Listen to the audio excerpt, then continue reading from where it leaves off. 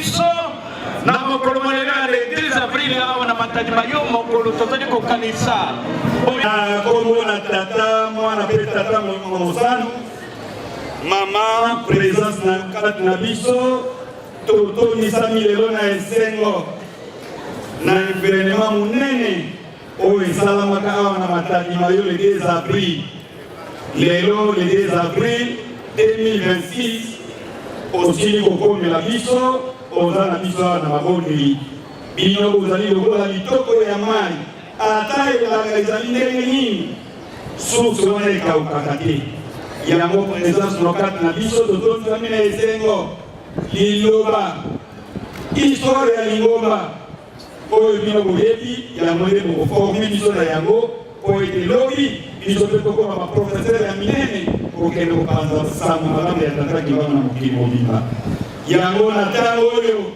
tosengi na yo mama liloba ya motu ezali epai na yo biso bana bayo tozali toujours dispo mpona koyoka liloba na yo mama liloba epai na yo tobondela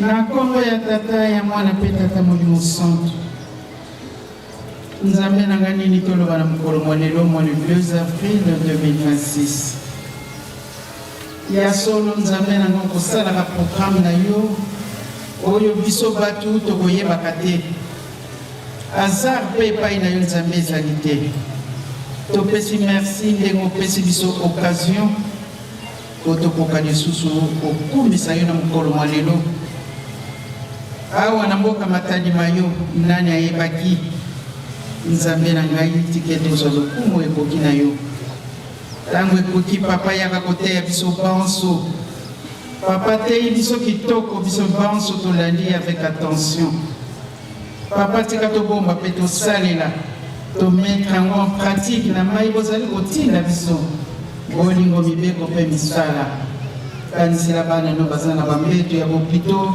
na kati na bandako na baprison toye mpe na bapasi ya nzoto mpe ya molimo tika ete papa olongola biso yango mpo nzoto maladi kosalaka te eloko mabe okobongolaka yango ekomi ya kitoko bongola biso mpo tosalelo na solo na kombo ya tata ya mwana mpe tata molimo santo amen na kombo ya tata ya mwana mpe tata molimo santo Kinshasa oye bana ya mapamboli oye le 2 avril oye tata molimo santo oye tata molimo santo oye tata molimo santo oye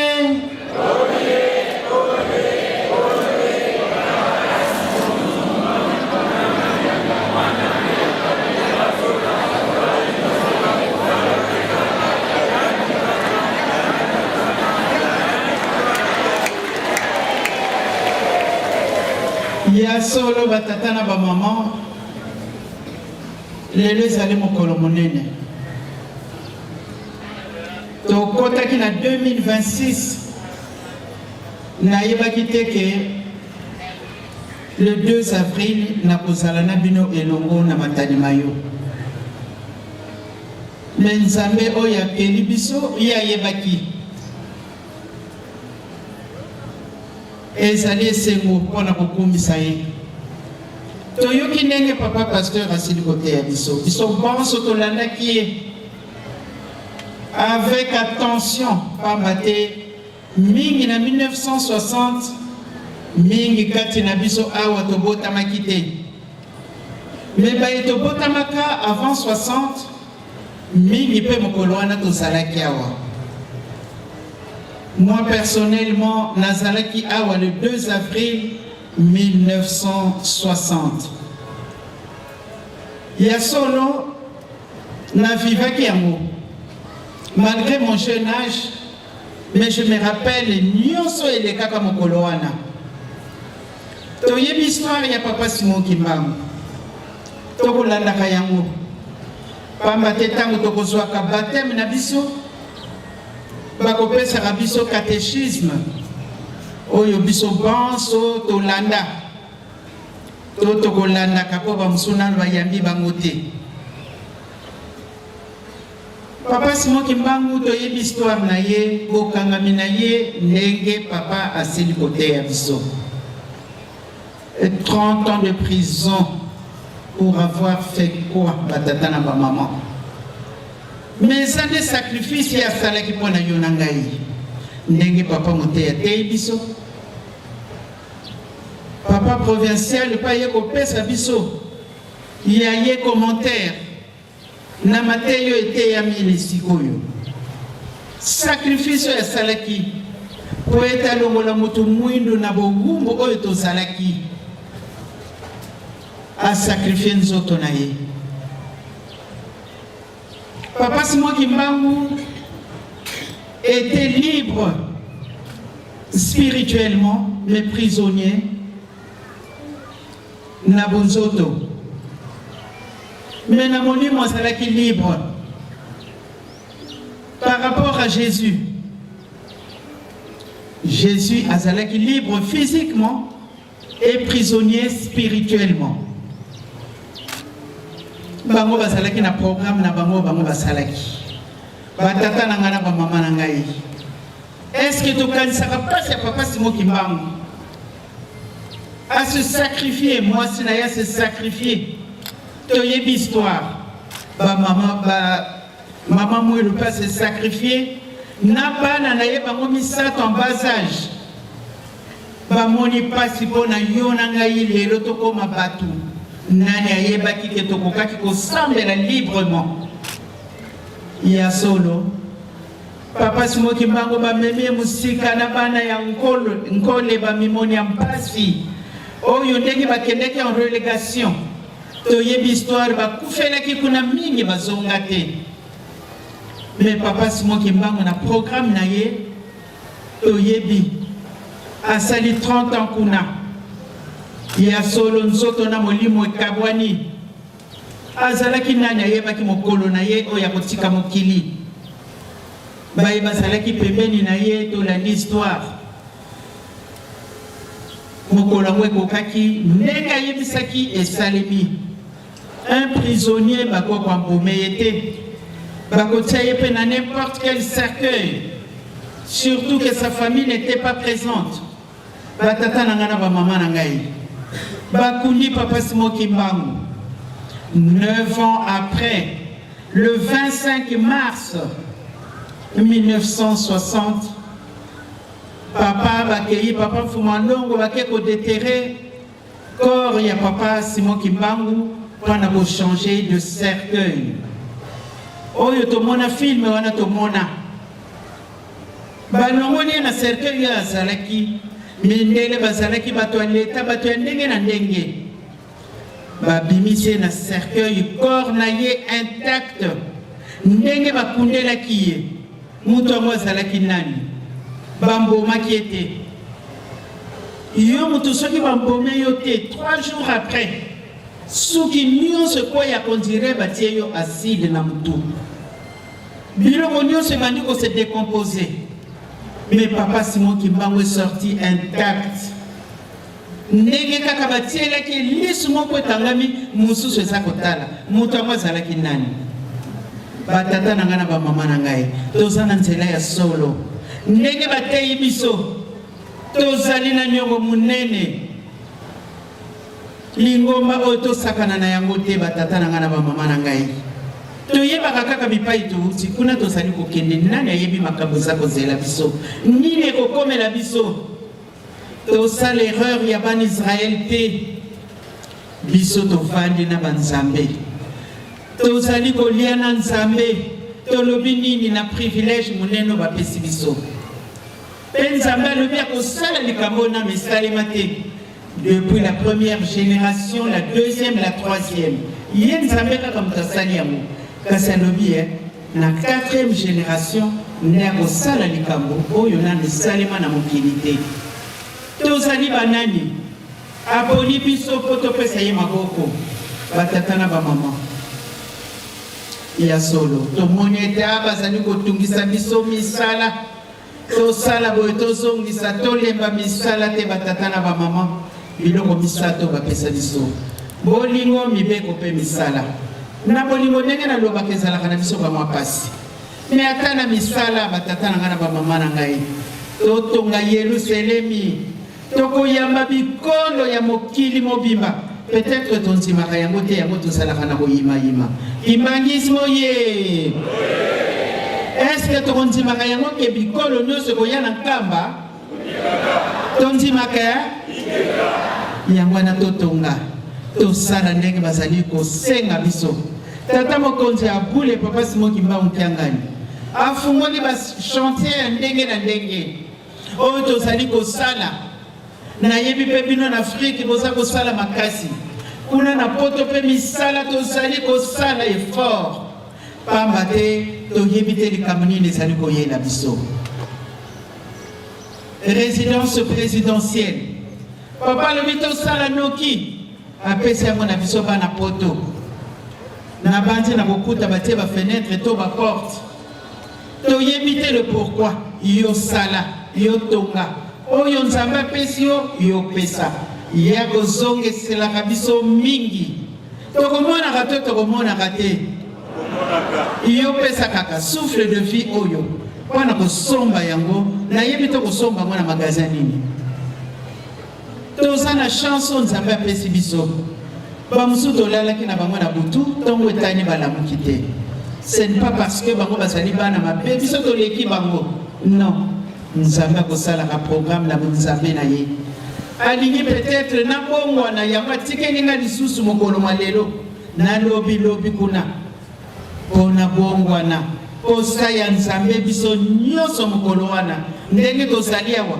tosepela na bango elongo yango wana batata na bamama papa Simoki Mbangu abima intact soki lelo papa Simoki Mbangu Kiangani alobi afungola cercueil batiela biso wana tokokamwa aza kaka ndenge akendela esetankelani batata na ngai na bamama na ngai tozala na kondima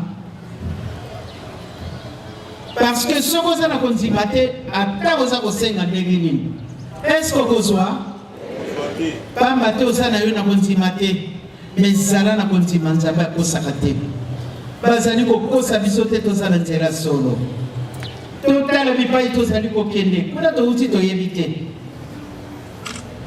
nzambe na biso azongaki lelo mokolo wana bamosusu kolela bamosusu esengo na oyo elekaka toyebi yango bazwa kaka cercueil batala eloko nini eza na kati batata na bamama soki okobundisamaka ezali na ntina toza na eloko moko ya motu ya kati na biso oyo bamosusu bazali na yango te yo croyant kimbangiste zala fier de l'être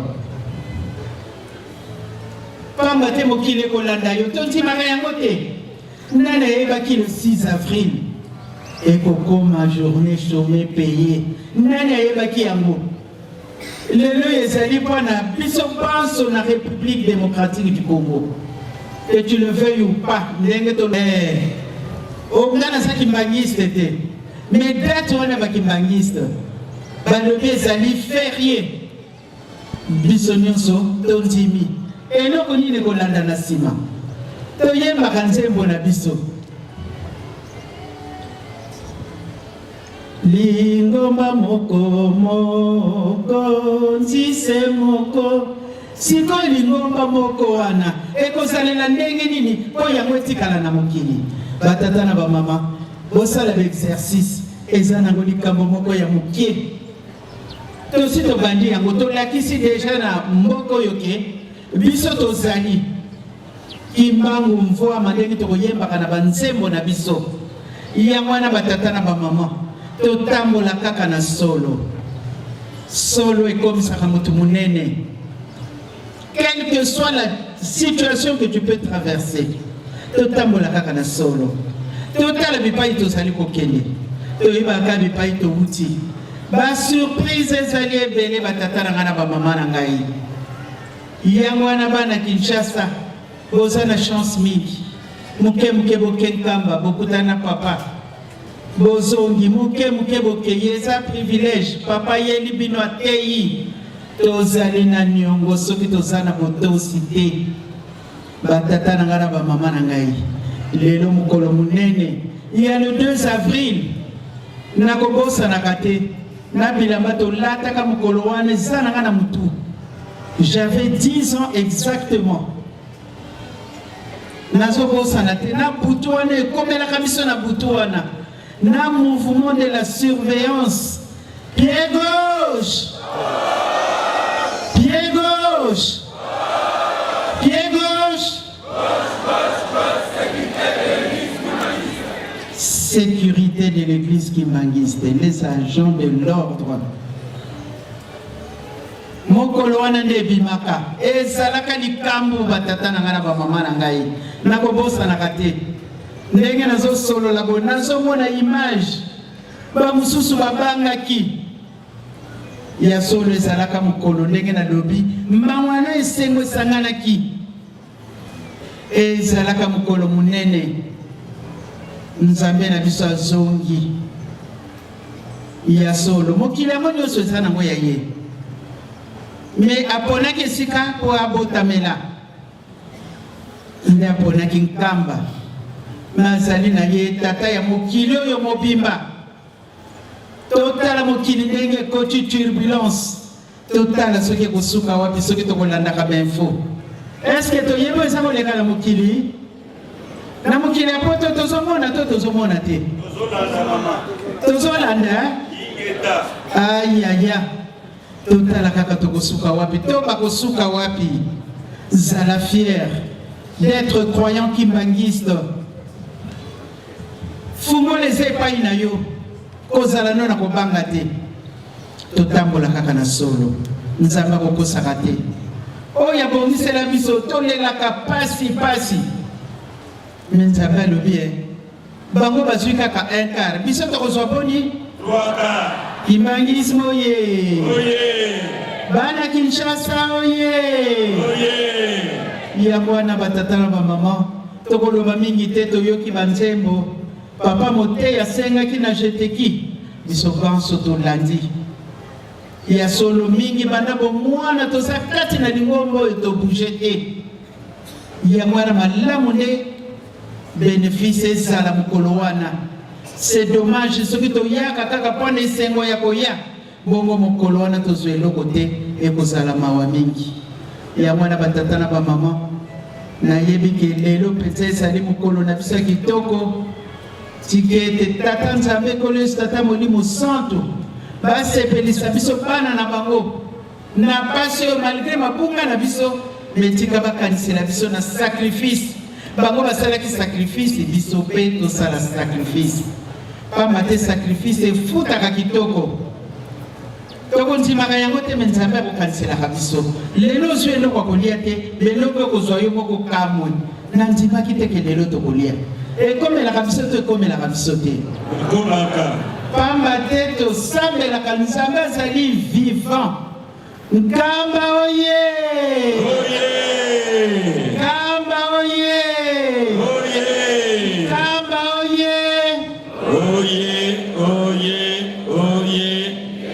Selemediampa ikundanga tata nzambe fumu yisu etata mwana belela batata na ngai bapesa biso Zakari 8 bakokanga biso na bilamba bokende kolakisa biso epai nzambe avandi nkamba toyebi yango toyebi nzela yango très bien mais soko sambeli na solo te otamboli pardon na solo te bakangi yo na bilamba mema biso na nkamba toyebi yo ozalaka kimbangiste na nzela oza koyeba te ezalaka kote nini Congo central ezali kaka oyo ozwi na droite obalokende soki wapi mpona nini mpo tamboli kitoko te me ngai nayebi ke biso banso ndenge tozali awa ndenge bakolobaka ke être kimbangiste il faut avoir une vocation biso tozali na vocation yango eza boye te ndenge tozali awa tala moi makasi me tozotala ngo te biso tolandi nzambe na biso yango wana batata na bamama totambola na solo po ete mokolo wana tozwa eloko ya motuya tosepela na banzambe na biso elongo na kombo ya tata ya mwana pe tata molimo santo. Amen.